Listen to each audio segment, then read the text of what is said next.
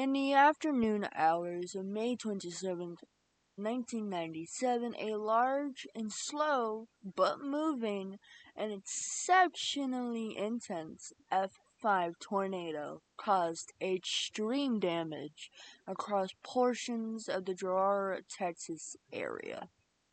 This tornado was given the name Jarrell tornado, but it is more frequently known as the Dead Man Walking Tornado.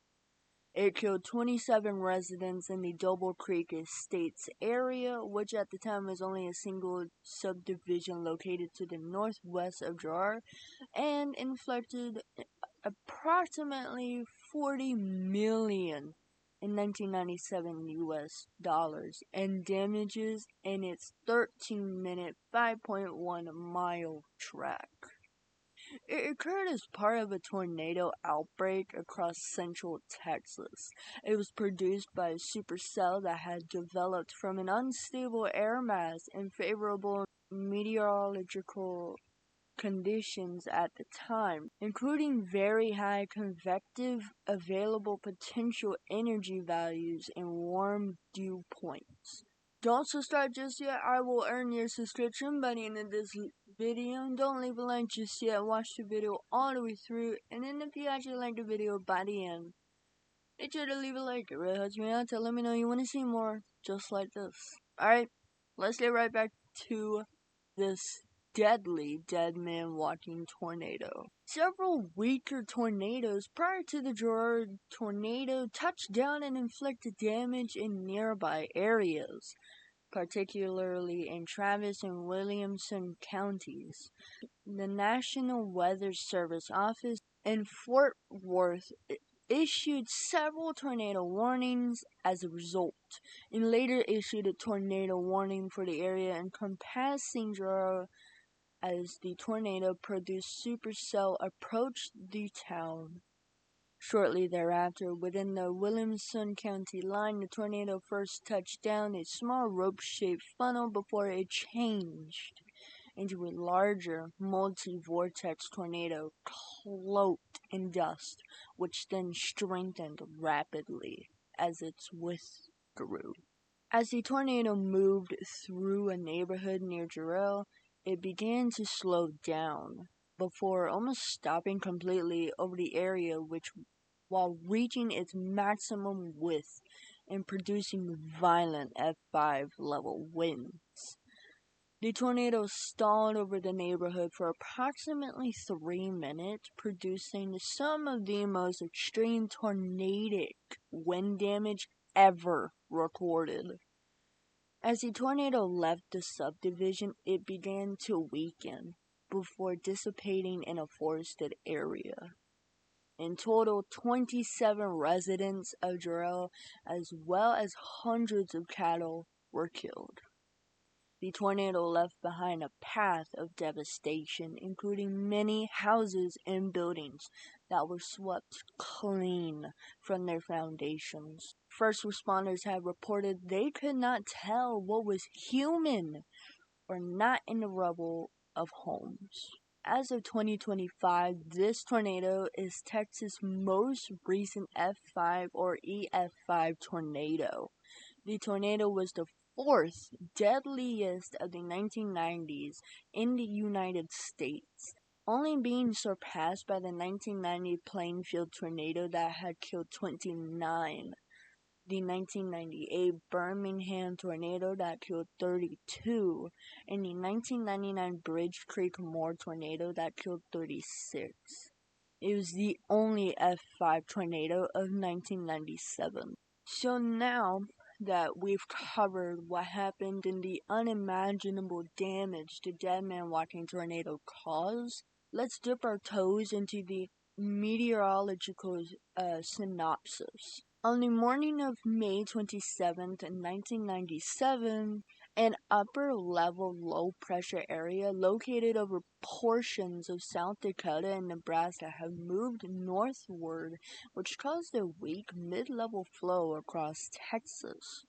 While this occurred, a cold front extended southwest of a surface-based low-pressure area from Fayetteville, Arkansas, to the Dallas-Fort Worth metroplex to the Permian Basin, which also included two decaying outflow boundaries northeast of the DFW metroplex.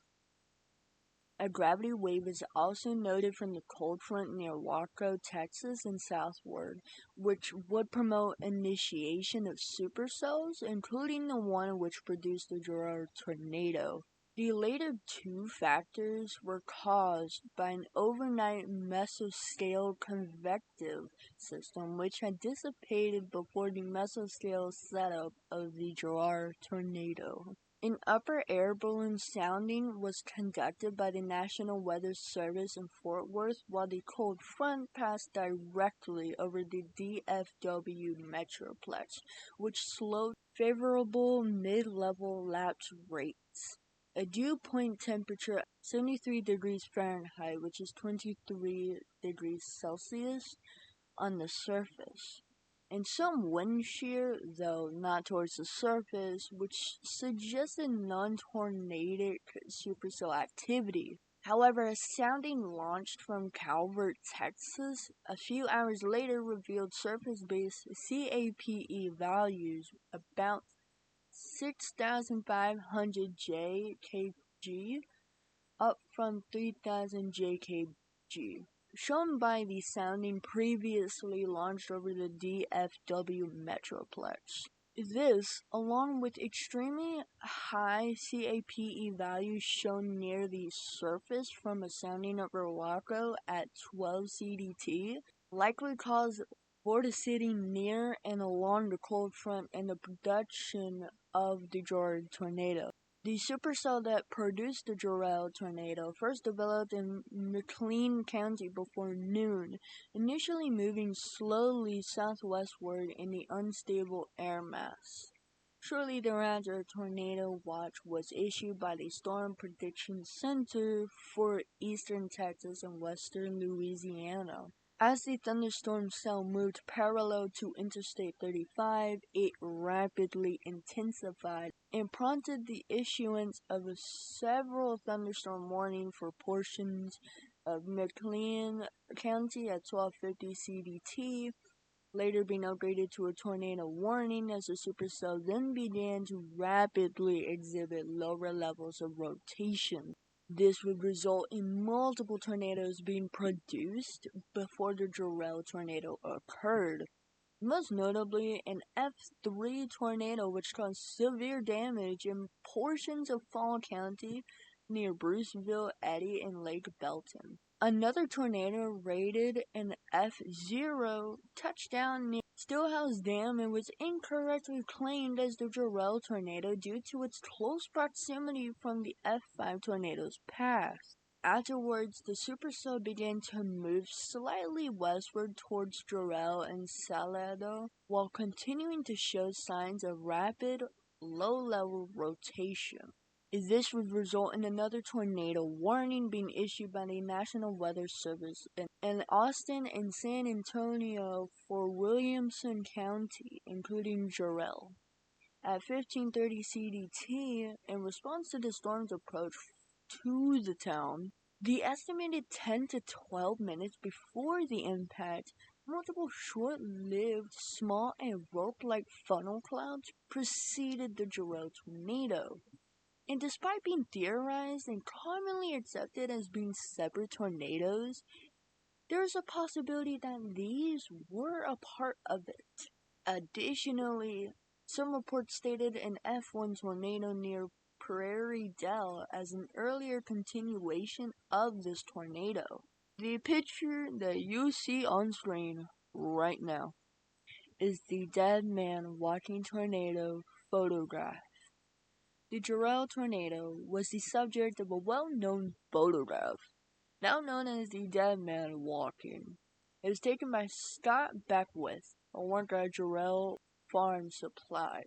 The picture became known for its resemblance to the Grim Reaper a figure that commonly represents death in several cultures.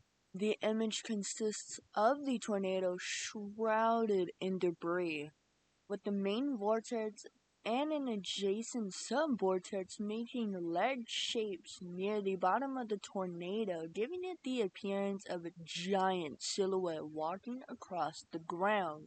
A third sub-vortex separate from the main funnel is also seen, taking the appearance of what looks like a scythe-like blade.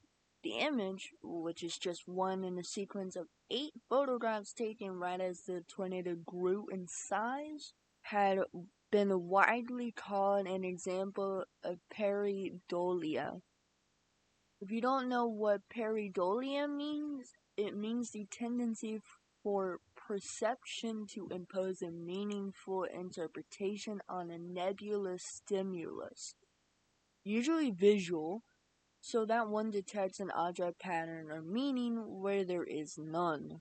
Within minutes after the tornado's impact, emergency management, police, and other volunteers began search and rescue operations in Jarrell. Numerous different agencies assisted in the search and rescue process, including the Texas Department of Public Safety Police, Texas National Guard, and other smaller agencies. Relief operations, which covered 211 homes and persons damaged or wounded in the tornado, cost an estimated $250,000 in 1997 US dollars.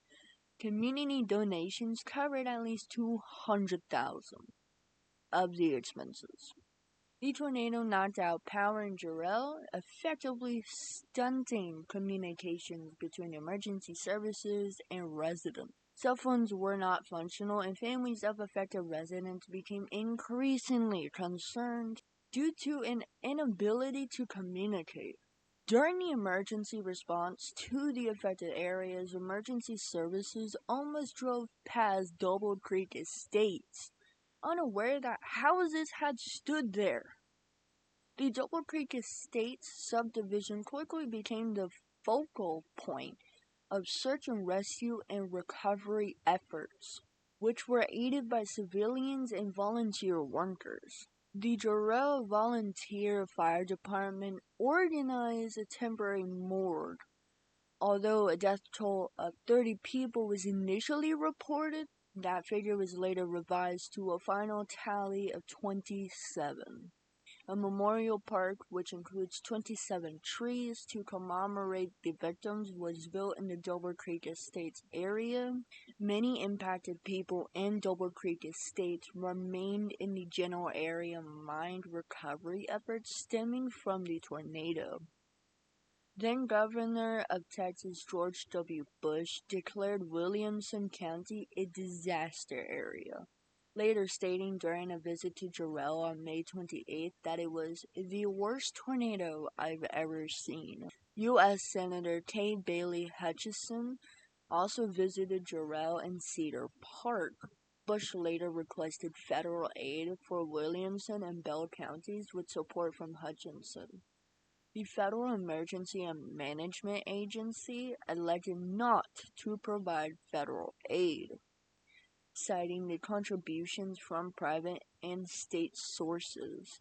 Instead, the Small Business Administration and U.S. Department of Agriculture made available loans for the rebuilding of homes, farms, and ranches. Between May 29th and June 1st, the Office of the Federal Coordinator for Meteorological Services and Supporting Research carried out aerial and ground surveys of the tornado damage in Texas in coordination with the Texas Wing Civil Air Patrol. In the 6 days following the event, the Office of the Federal Coordinator for Meteorological Services and Supporting Research conducted multiple surveys from the air and on the ground to survey the track of the tornado and the damage caused by it. In coordination from the Civil Air Patrol in the state, the tornado would receive an F5 rating. And that's gonna do it. If you enjoyed this video and you actually made it all the way to here, make sure to leave a like. It really helps me out that you want to see more just like this. And yes, if you could tell, I do sound congested, so I'm very sorry for that. Anyway, if I earned your subscription, make sure to subscribe. We are so close to our goal. Our goal is to hit 100 subscribers before August.